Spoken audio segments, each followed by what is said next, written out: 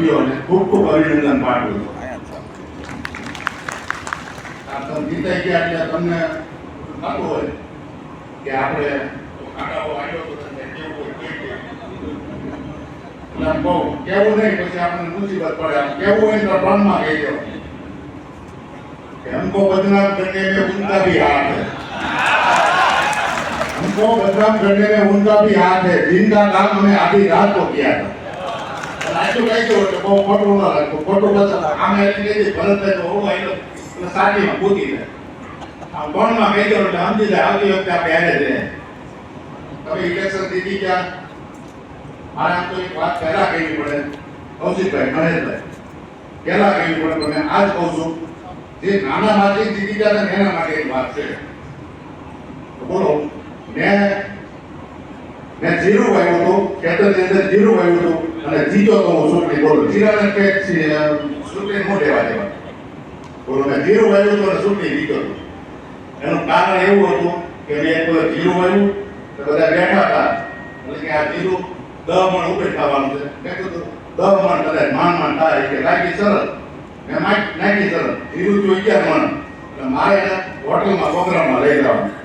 પછી હોટલમાં પ્રોગ્રામમાં લેવા જવાનું નહીં, પણ ઉનાળો આવી ગયો એટલે તરબૂચ વાળો આવ્યો.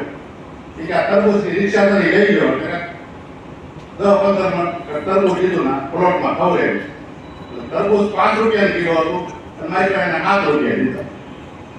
ચલો જેવી પૂછો હતો ને એને કીધા ના કે 2 રૂપિયા વધારે લીધા મેં ભલે ને લઈ ગયો. પછી આવ્યું મારું ઇલેક્શન 2010માં હું હાથમાં આવડા એની અંદર તરબૂચ હતી. સુરત મોટો વેપારી થઈ ગયો. અહીંયા નહોતા કારણ ઇલેક્શન એટલે માતાજી નવરન કરવા આવ્યા 45 હતા. મેં એને કીધું તો મારો સાહસ તો તું રોકાઈ જા અને મત દઈને જાય કે 45 હતા તમે આવ્યા. બીજા ભરતભાઈ આપણે એક સમય કોઈ નહોતું ને આપણે આખી રિક્ષા તરબૂચની લઈ લીધી. 45 જણા રોકાણા, 5 નથી દીધું.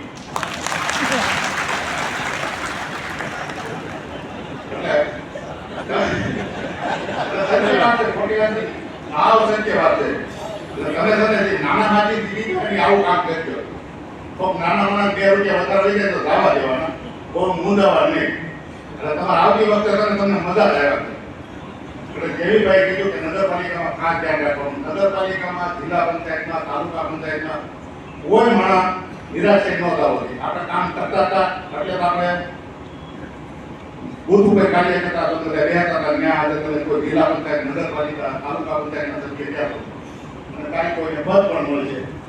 એટલે તમારું તમે જે સ્થિતિ જોઈને આવ્યા છો કે આપણે તાલુકા પંચાયત જતા, નગરપાલિકા જતા, આપણે એ તત્વો કાંઈ આપણે પહોંચ ન પડે એમ કોઈ વ્યક્તિનો એક તત્વો ન થવો જોઈએ.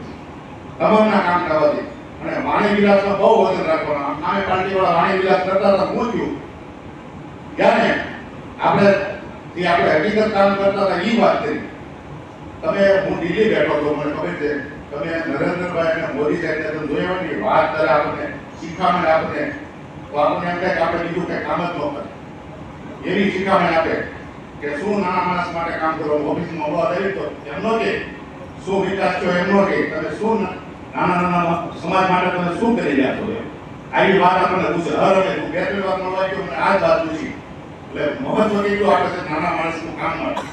પછી રોડ રસ્તા પૂછે કે જરૂરિયાત હોય ત્યાં રોડ રસ્તા કરવા, રેલવેની જરૂરિયાત હોય, ઉદ્યોગની જરૂર, બધી વાત કરે. પણ પેલા નાના માણસથી શરૂ કરે. બધા સમાજ સાથે રહેવાનું, આવી વાત કરે. આપણે બંને નેતા બીજી રીતે બેઠા છીએ. અહીંયા કૌશિકભાઈ ધારાસભ્ય ઘણું કામ કરે. તમારે આ વખતે ઇલેક્શન હતા સારી રોકી લીધું. તમારે ધારાસભ્ય એટલા કામ કર્યા. તમારે એની જીત મળી તમને. આમ જીતા ભૂપેન્દ્રભાઈ પટેલની સરકાર, હર્ષભાઈ આપણા સીએમ બધાએ કેટલા કેવા પૈસા આપણે આપણા ધારાસભ્ય કૌશિકભાઈ ગમે તે જાઓ કામ કરતા વ્યક્તિ ઘરે કરતા હોય તો ગાંધીનગર જાઓ તમે એને જાઓ કે એકવાર મંગળવાર જાઓ ને એક મહિના પછી તમને આજે જાઓ એટલે ઓલા મંગળવારે જાઓ કેટલા